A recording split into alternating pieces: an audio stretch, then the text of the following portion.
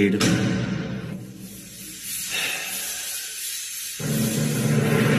ఇవన్నీ కాదబ్బాయి, క్లారిటీగా ఒక్కటే చెప్తున్నా. లాభ నష్టాల విషయంలో 10 మంది జీవితాలు పోయినా క్షణం ఆలోచించనన్నాం. మంచి చెడుల విషయంలో బావమరిదిని కూడా చంపడానికి క్షణం ఆలోచించను. నేను ఏ పేషెంట్ కైనా ఒకేలా ట్రీట్మెంట్ చేస్తా, అది బయటపడైనా బావమరిదైనా. ఆడదాన్ని దేవత అంటాం, దేవతగా కొలుస్తాం, నోములు చేస్తాం, వ్రతాలు చేస్తాం, నవరాత్రులు జరుపుకుంటాం. కానీ ఆడదాన్ని మాత్రం నమ్మం. ఆమెకి అభ్యంతరం లేకపోతే నేను ఆమెను పెళ్లి చేసుకుంటాను. నిన్ను చంపడానికి ప్రయత్నించిన వాడిని కూడా వదిలేయమన్నామంటే ఎవరతం? వాడికి మనకి సంబంధం ఏంటి? నీ మౌనం నాకు సమాధానం కాదు బామ్మ. నువ్వు చెప్తావా, నన్నే తెలుసుకోమంటావా?